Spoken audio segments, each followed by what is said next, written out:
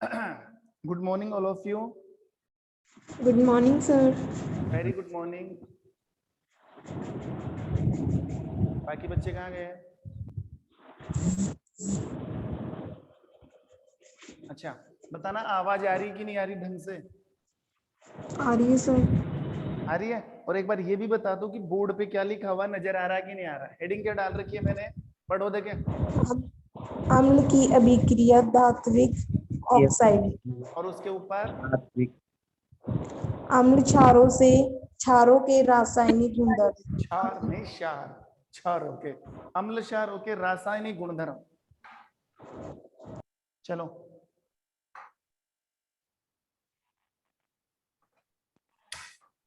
Start करते हैं class. ध्यान देना। क्या पढ़ रहे थे हम पढ़ रहे थे अम्ल क्षारों के रासायनिक गुणधर्म। क्या पढ़ रहे थे? अम्ल क्षारों के रासायनिक गुणधर्म। और रासायनिक गुणधर्म से मतलब मैं फिर बता रहा हूं और बार बार बताता हूं कि अम्ल और क्षारों की अभिक्रिया करवानी है अलग अलग चीजों से। पहले धातु से करवाई, फिर हमने धात्विक कार्बोनेट, धात्विक हाइड्रोजन कार्बोनेट से करवाया, और तीसरे पॉइंट में मैंने बताया था अम्ल और क्षारों की आपस में भी क्रिया हुई थी। अम्ल क्षारों की आपस में भी क्रिया जिसे उदासीनीकरण भी क्रिया कहा जाता है। और कल ये 4 नंबर वाली रिएक्शन मैंने चालू कर दी थी, ये वाली। और ये रिएक्शन क्या है? अम्ल की अभिक्रिया करवानी है धात्विक ऑक्साइड से।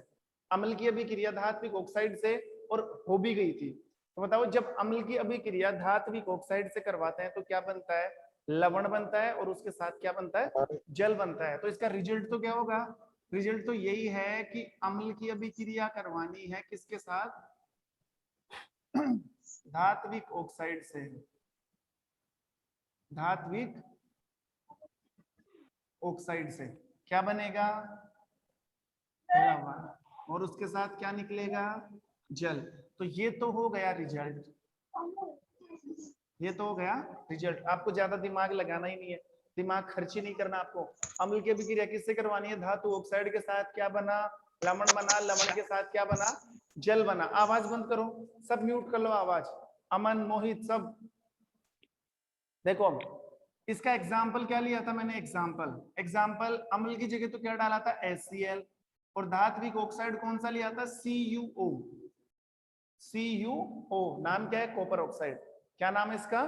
Copper oxide. लवण कौन सा बना था? CuCl2।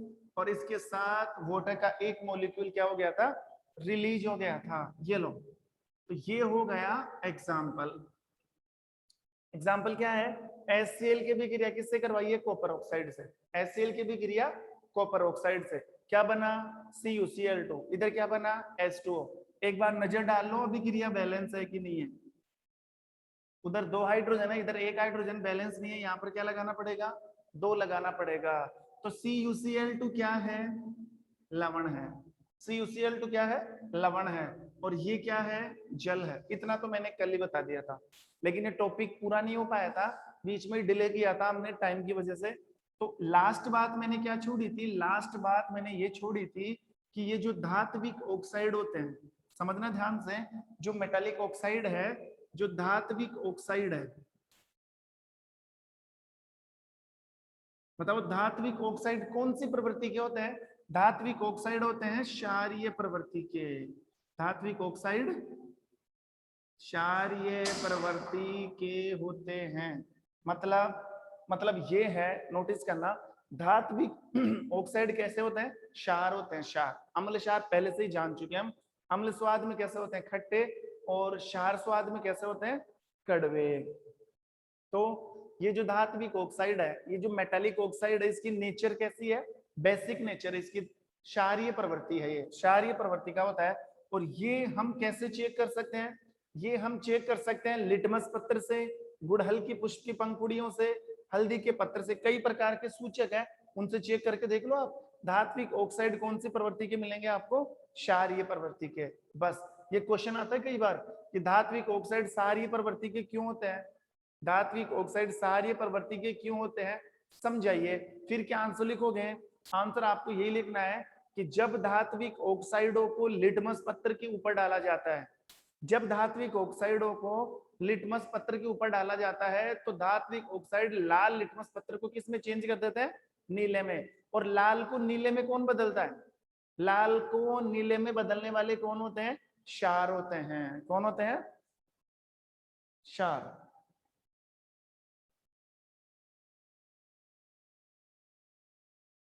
देखो ये चीज समझ में आ गई। अब ये जो मैंने बता रखा है ना यहाँ पर कि HCl, copper oxide, CuCl2, H2O, अगर आप इसको प्रैक्टिकल तौर पर देखोगे, देखो कैसे। मान लो आपने एक बर्तन ले रखा है, एक बर्तन ले रखा है या बीकर ले रखा है, ठीक है, उसमें हमने कॉपर ऑक्साइड डाल लिया। ये इसके अंदर कॉपर ऑक्साइड का पाउडर पड़ा है या कॉपर ऑक्साइड है। इन दोनों रिएक्शन को मैं प्रैक्टिकल करके बता रहा हूँ। इन दोनों से मतलब है ये जो अभिक्रिया है ना, ये वाली अभिक्रिया, इसको प्रैक्टिकल तौर पर बता रहा हूँ कि कैसे क्या होगा।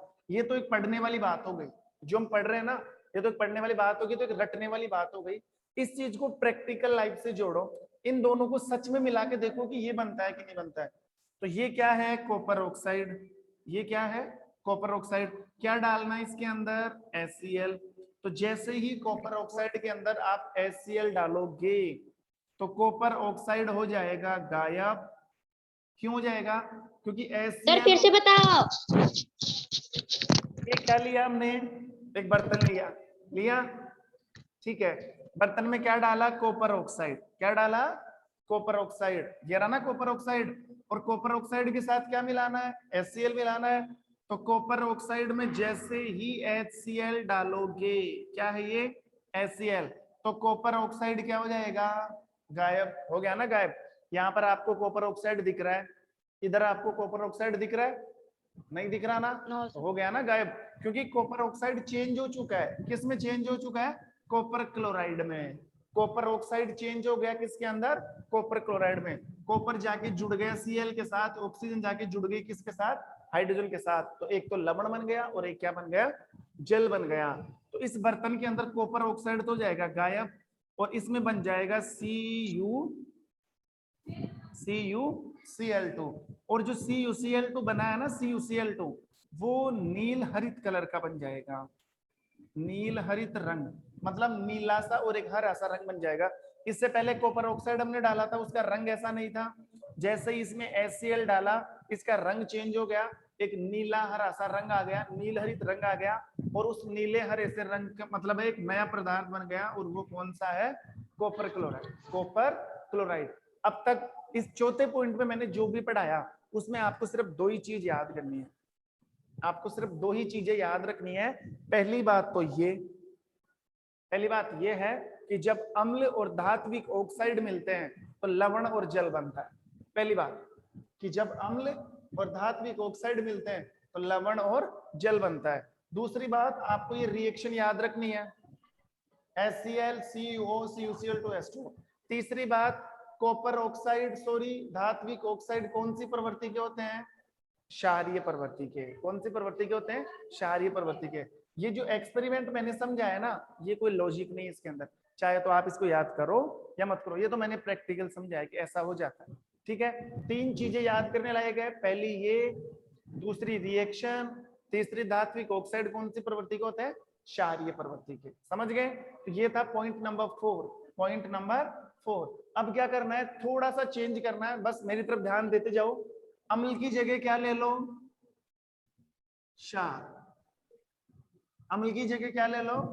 क्षार। चार की जगह 5, 4 की जगह 5, और धात्विक की जगह अधात्विक। सारी बात समझ में?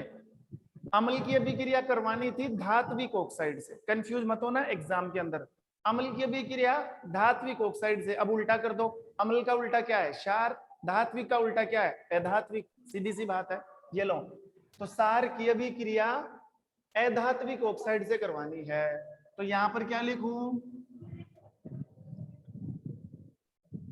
क्षार। ठीक है, यहां पर क्या लिखूं? अधात्विक ऑक्साइड। सेम रिजल्ट है, ये चेंज नहीं होगा। अगर अम्ल की अभिक्रिया धात्विक ऑक्साइड से करवाते हो तो भी लवण प्लस जल, और अगर क्षार की अभिक्रिया अधात्विक ऑक्साइड से करवाते हो तो भी लवण प्लस जल। सेम रिजल्ट है। हाँ, ये चेंज होगा क्योंकि ये तो अम्ल है, ये धात्विक ऑक्साइड है, ये तो इन दोनों से मिला हुआ है, पानी तो सेम चलेगा। हाँ, ये अभिक्रिया चेंज हो जाएगी।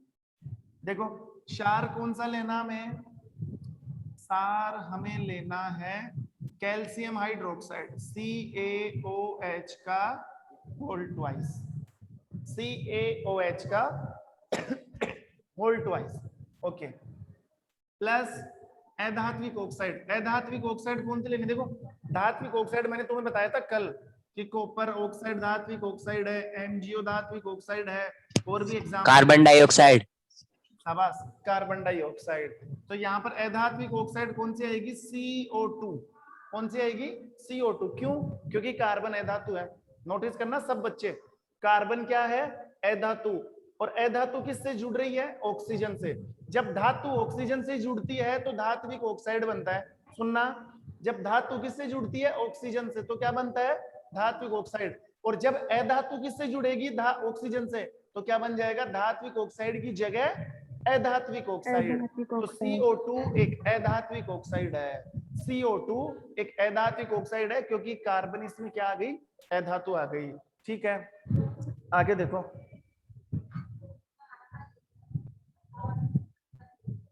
एक बार गेट बंद कर दो।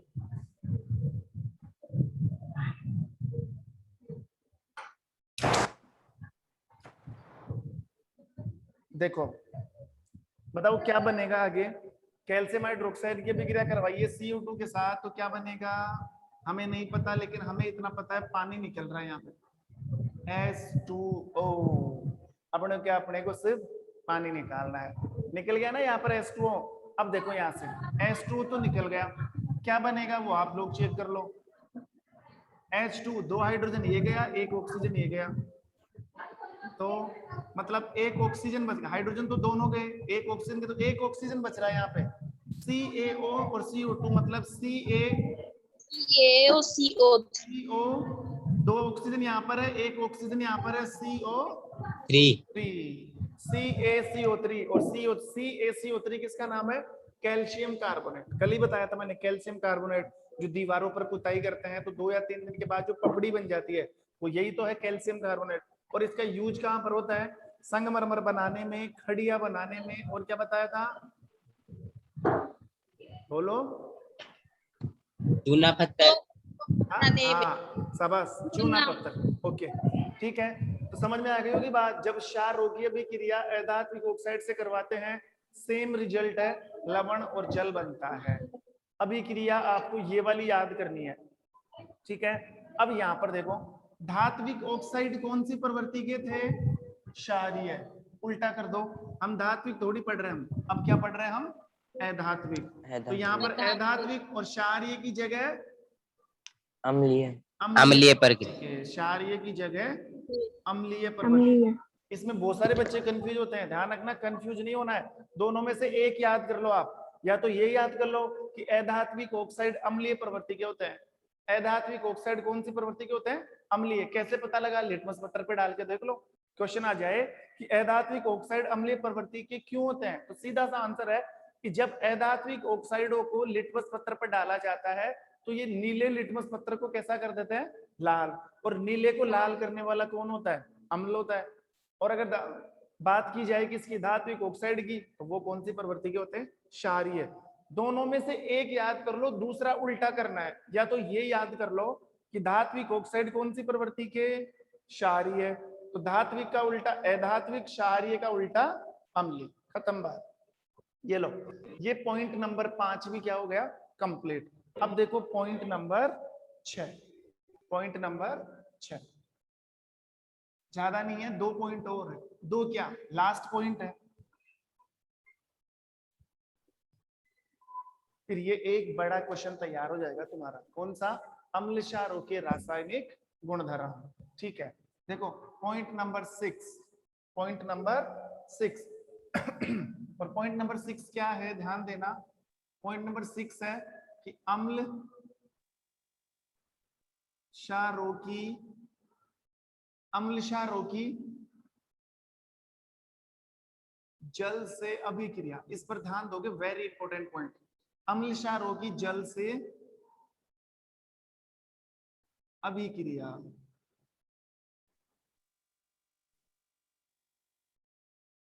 अम्ल क्षारों की जल से अभिक्रिया। ध्यान देना। अब मैं क्वेश्चन बोलूं, क्या होगा अगर हम अम्ल की अभिक्रिया किससे करवाएंगे? जल से। क्या होगा अगर हम अम्ल की अभिक्रिया किससे करवाएंगे? जल से। क्या होगा अगर हम क्षार की अभिक्रिया किससे करवाएंगे? जल से। तो आपको ये देखना है कि अगर जल में अम्ल मिला दिया तो क्या होगा, अगर क्षार में अम्ल मिला दिया, सॉरी क्षार में जल मिला दिया तो क्या होगा। तो ध्यान देना, सबसे पहले मैं बात करूं अम्ल प्लस जल, अम्ल प्लस जल क्या बनेगा? H plus ion. क्या बनेगा? H plus ion. देखो कैसे, एक तो इसको ऐसे भी बोल सकते हैं हाइड्रोनियन आयन। इस पर नोटिस करना, समझ में नहीं आएगा अगर ध्यान भटकाओगे तो। Hydronium ion, hydronium ion plus H plus ion. ये कुछ भी नहीं है, ये मैं पहले भी बता चुका तुम्हें, बताया था ना कि जब HCl को पानी में डालोगे तो HCl उधर जाकर टूट जाएगा H प्लस Cl में, फिर H2SO4 H प्लस SO4 में। मैंने बताया था ना कल प्रबल अम्ल प्रबल क्षार के लिए, वो वाली बात ही है, कोई अलग से दिमाग नहीं लगाना इसके अंदर। अम्ल की अभिक्रिया किससे करवानी है? जल के साथ। अम्ल की अभिक्रिया किससे करवानी है? जल के साथ। क्या बना? Hydronium ion plus H plus ion. देखो रिएक्शन डालता हूं एक बार, ऐसे समझ में नहीं आएगा, रिएक्शन से समझ में आएगा। अम्ल कोई सा भी ले लो आप, HCl ले लो। चलो कौन सा अम्ल ले लिया? HCl। HCl प्लस जल का सूत्र क्या होता है? H2O। जल का सूत्र क्या होता है? H2O। क्या बनेगा? ये बनेगा, देखो H प्लस का है, Cl माइनस का है, H प्लस का है, ऑक्सीजन माइनस का है कि नहीं है? अब होगा क्या, तो हाइड्रोजन है ना वो इसके पास जाके ऐड हो जाएगा, H इसके पास जाएगा तो H3O plus Cl minus, Cl minus. Notice करना, ये जो रिएक्शन है ना इसको मैं एक तरीके से और लिख सकता हूं। ये तो था पहला तरीका, अब दूसरा तरीका कौन सा है? ध्यान दोगे तभी समझ में आएगा। मुझे पता है कंफ्यूज हो रहे हो, अभी मैं क्लियर कर दूंगा सब कुछ। इसको आप ऐसे भी लिख सकते हो, HCl plus H2O H plus Cl minus, H plus Cl minus. देखो कैसे, इस वाली रिएक्शन को देखो, HCl, HCl क्या है? अम्ल है। और जैसे ही HCl को आप पानी के अंदर घोलोगे, यही तो पढ़ रहे हम, अम्ल क्षारों की जल से अभिक्रिया, यही तो पढ़ रहे हैं ना। जैसे ही आप अम्ल को डालोगे पानी में तो ये HCl जाके टूट जाएगा किसमें? H प्लस और Cl माइनस में, H प्लस और Cl माइनस के अंदर। फिर आप सोचो इस वाली रिएक्शन को मैंने ऊपर ऐसे क्यों लिख रखा है? वो इसलिए लिख रखा है कि ये जो H प्लस है ना, H प्लस, नोटिस करना, ये H प्लस वापस किससे क्रिया कर लेगा? H2O से, क्योंकि पानी के अंदर हो रहा सारा काम। पानी के अंदर आपने HCl आके डाल दिया तो पानी के अंदर HCl टूट गया किसमें? H प्लस और Cl माइनस में, H प्लस और Cl माइनस में। अब वो जो H प्लस है ना वो किसके अंदर पड़ा हुआ है? पानी के अंदर। ये H प्लस किसके अंदर पड़ा हुआ है? पानी के अंदर। तो ये पानी के अणु के साथ क्रिया कर लेगा। H प्लस किसके साथ क्रिया कर रहा है? पानी के अणु के साथ। H और H2O मिलता है तो क्या बन जाता है? H3O plus. ये जो रिएक्शन है ना ये मैंने डायरेक्ट लिख रखी है। ये रिएक्शन क्या लिख रखी है? डायरेक्ट लिख रखी है। इस रिएक्शन को क्या कर रखा है? खोल के रख रखा है। देखो ऐसे, आप चाहो तो इसको ऐसे भी कर सकते हो, H प्लस बन गया ना यहाँ पे, H प्लस वापस किससे क्रिया करेगा? H2O से, तो क्या बन जाएगा? H3O plus. तो तीनों रिएक्शन है, एक ही बात है, सेम रिएक्शन है। इसमें सबसे बेटर रिएक्शन है नंबर 2 वाली। आपको किसी पर भी ध्यान नहीं देना है, आपको रिएक्शन नंबर 2 पर ध्यान देना है। जब अम्ल को पानी में घोला जाता है तो क्या बनता है? H plus ion. जब अम्ल और जल की भी क्रिया करवाई जाती है तो क्या बनता है? H plus ion. साथ के साथ क्या बन रहा है? हाइड्रोनियन आयन। ये हाइड्रोनियन आयन है, ये क्या है? हाइड्रोनियन आयन। H3O प्लस को क्या बोला जाता है? हाइड्रोनियन आयन। और H प्लस को क्या बोला जाता है? Hydrogen ion, hydrogen ion. तो आप ये भी लिख सकते हो, दोनों सही है। कैसे? अम्ल और जल मिलकर H+ आयन देते हैं, बिल्कुल परफेक्ट है। अम्ल और जल मिलकर हाइड्रोनियन आयन देते हैं, बिल्कुल परफेक्ट है। चाहे ये लिख दो चाहे ये लिख दो, क्योंकि H+ और H3O+ एक ही बात है। सुन लेना, अपने दिमाग में डाल लेना इस बात को, कंफ्यूज नहीं होना है। ये 10th की बात नहीं है, आगे तक क्लासों की बात है। H+ और H3O+ एक ही बात है, क्योंकि H+ से ही तो ये बन रहा है। कैसे बन रहा है देख लो, ये रहा H+ इसमें कैसे चेंज हो रहा है, ऐसे चेंज हो रहा है। तो ये दोनों एक ही बात है। तो मेरा कहने का मतलब ये है कि जो मैंने अब तक पढ़ाया है इस चीज को लेकर, उसका एक ही सारांश निकलता है, उसकी उस बात का एक ही रिजल्ट निकलता है। और रिजल्ट ये है कि अम्ल पानी में घुलकर H+ आयन देते हैं। अम्ल पानी में घुलकर H+ आयन देते हैं। और ये बात मैं नहीं कह रहा, ये बात बताई थी एक साइंटिस्ट ने जिसका नाम था, आर्रेनियस तो नहीं था, ब्रोंस्टेड लोरी नहीं, ब्रोंस्टेड भी नहीं था, हाँ सॉरी, आर्रेनियस ही था। उस साइंटिस्ट का क्या नाम था? ऑफिसर का काम आर्रेनियस। ओके, ध्यान देना, आर्रेनियस ने इस बात को समझाया था कि जब अम्ल को जल में मिलाया जाता है तो वो H+ आयन देता है। और H+ आयन देने का मतलब, ये सबूत है, ये प्रूफ है, ये प्रमाण है इस चीज का कि पानी में डाले जाने वाली चीज अम्ल है। अगर आपको पानी में H+ मिल रहा है तो 100% आपने पानी में क्या घोला है? अम्ल घोला है। क्या बोला मैं? अगर आपको पानी में H+ आयन मिल रहा है तो 101% H+ आयन तो कौन दे सकता है? अम्ल। H+ आयन कौन? ये पहचान है, ये एक बहुत बड़ी विशेषता है। देखो, किसी भी चीज का खट्टा होना अम्ल नहीं होता। हम सिर्फ इतने से नॉलेज पर ही नहीं टिके हुए हैं कि कोई चीज खट्टी है तो अम्ल है। बहुत सारी चीजें हैं जिनको नहीं चख सकते हम, तो ये भी इस चीज का सबूत है। जरूरी नहीं खट्टी चीज अम्ल हो, जरूरी नहीं हम खट्टेपन से अम्ल का पता लगाए। हम अम्ल का पता H+ से भी लगा सकते हैं। अगर आपने पानी में कोई चीज डाली है, अगर वो H+ दे रही है तो 100% वो चीज क्या है? अम्ल है। क्योंकि H+ पानी में कौन, ये आप अपने दिमाग में डाल लो, पानी में H+ सिर्फ कौन देता है? अम्ल देता है। पानी में H+ कौन देता है? सिर्फ अम्ल देता है। अब देखो इस वाली रिएक्शन, इसको 1 नंबर पर डाल लो। सेकंड रिएक्शन देखो, क्या करना है? अम्ल की जगह क्या लेना है? क्षार लेना है। तो क्षार प्लस इसको 1 डालो, इसको 2 डालो। अम्ल की जगह क्या ले लिया? क्षार। क्षार प्लस जल, क्षार प्लस जल क्या बनेगा? Hydroxide ion. Hydroxide ion. देखो कंफ्यूज मत हो ना, ये हाइड्रोनियन है और अब जो आएगा हाइड्रोक्साइड। हाइड्रोक्साइड तो क्या होता है? OH होता है। OH- को क्या बोला जाता है? Hydroxide ion.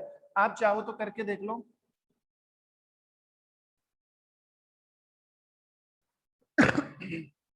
क्षार कौन सा लोगे? क्षार हम ले रहे हैं NaOH plus H2 plus H2O। तो Na plus OH minus, Na plus OH minus. सार की बिक्रिया किससे करवाई है? जल से। क्या बना? Hydroxide ion. यानी कि हाइड्रोक्साइड आयन है ये वाला, OH माइनस, OH माइनस। ठीक है, ये पानी है, इस पर ध्यान मत दो कि सर ये क्या बन गया। जैसे ही NaOH को, ये वाली रिएक्शन है ना, मैंने कहा था ना सेकंड वाली पर ध्यान देना है। HCl को पानी में घोलोगे तो क्या देगा? H+ और Cl माइनस। वैसे ही NaOH को पानी में घोलोगे तो क्या देगा? Na+ और OH माइनस। और एग्जांपल ले लो, KOH प्लस H2O किस में टूटेगा? K plus OH minus. और ध्यान रखना, अगर आपको पानी में OH माइनस मिल रहे हैं, अगर आपने किसी चीज को पानी में घोला है और अगर वो OH माइनस दे रहा है तो समझ लेना पानी में घोले जाने वाली चीज कौन सी है? जवाब दो। क्षार। शाबाश, क्षार है। अगर पानी में आपको H+ मिल रहा है तो अम्ल है, और अगर पानी में आपको हाइड्रोक्साइड आयन मिल रहे हैं, मतलब OH माइनस आयन मिल रहा है, इसका मतलब पानी में डाले जाने वाली चीज क्या है? क्षार। ये पहचान है बहुत बड़ी क्षार की। पानी में H+ पहचान है अम्ल की, पानी में OH माइनस पहचान है किसकी? क्षार की। ऐसे बस ये थी अम्ल और क्षारों की जल से विक्रिया करवाने पर हमें H+ और OH माइनस मिलते हैं। H+ और OH माइनस मिलते हैं। अब नोटिस करना, इनमें से एक भी क्वेश्चन नहीं बनने वाला। जो मैं पढ़ा रहा हूं ना एग्जाम में, इनमें से एक भी क्वेश्चन नहीं आने वाला। ये सिर्फ मैंने तुम्हारे नॉलेज के लिए पढ़ा है, इतना सा तुम्हारे दिमाग में डालने के लिए पढ़ा है कि अम्ल पानी में क्या देते हैं? H+ ion. क्षार पानी में क्या देते हैं? OH minus OH minus ion. बस इतनी सी चीज समझाने के लिए ये चीज बताई गई है। अम्ल पानी में OH माइनस देते हैं, H+। हाँ H+। अम्ल पानी में देते हैं H+ और क्षार पानी में देते हैं OH माइनस। OH बात किसने कही थी? आर्य। इससे पहले वाली जो 10th की किताब की जो बुक है ना राजस्थान बोर्ड की, उसमें बहुत सारे वैज्ञानिकों ने अम्ल क्षार की जानकारी दी। आवाज बंद करो, आवाज।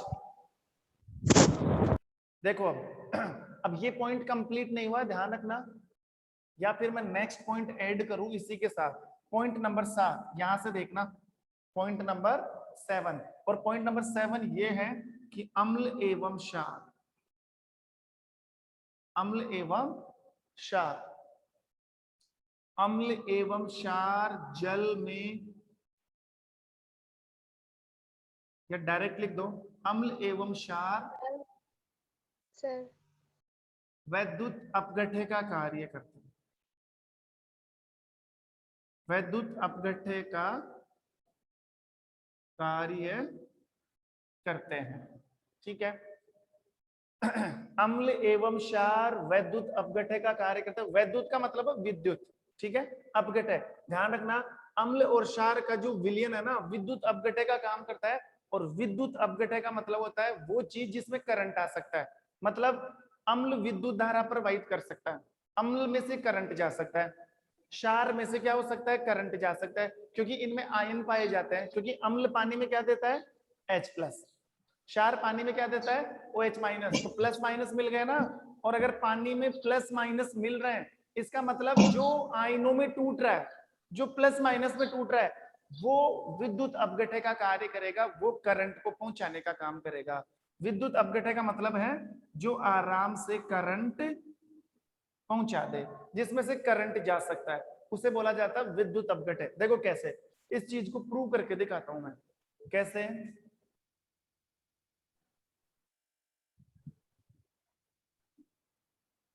नोटिस करना, मान लो हमारे पास ये हमने एक बीकर ले रखा है,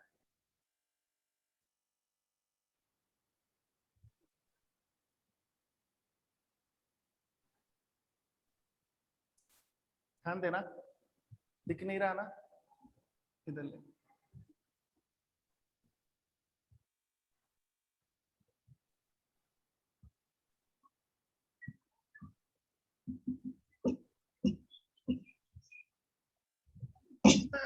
ये क्या ले रखा है? बीकर।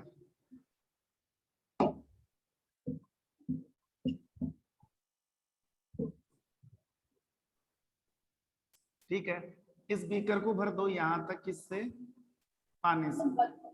किससे भरोगे? पानी से। आवाज बंद करो और बोर्ड पर ध्यान दो।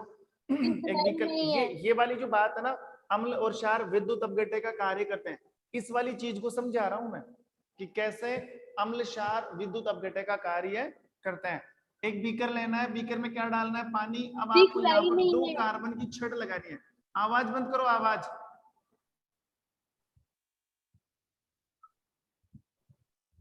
ये 2 कार्बन की क्या लगा दी? छड़।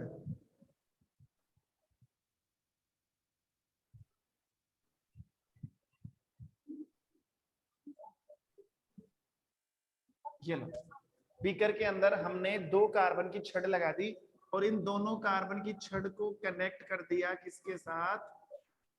बैटरी के साथ। किसके साथ कनेक्ट कर दिया? बैटरी के साथ। अब चाहो तो यहाँ पर एक बल्ब भी लगा सकते हो, देखो ऐसे। सर दिख रही नहीं है। दिख नहीं रहा? यस हाँ सर। सर दिख रहा है। नहीं दिख दिख रहा। रहा है नहीं। सर दिख रहा है। देखो ध्यान देना, कुछ नहीं किया मैंने सिर्फ इतनी सी बात बताई कि अम्ल और क्षार करंट पास करते हैं, बस। अम्ल और क्षार क्या पास करते हैं? करंट पास करते हैं। और जिनमें से करंट जा सकता है उन्हें क्या बोला जाता है? विद्युत अपघटन। उन्हें क्या बोला जाता है? विद्युत अपघटन। मतलब अम्ल और क्षार का जलीय विलयन, मैं उनके जलीय विलयन की बात कर रहा हूं। अम्ल और क्षारों का जलीय विलयन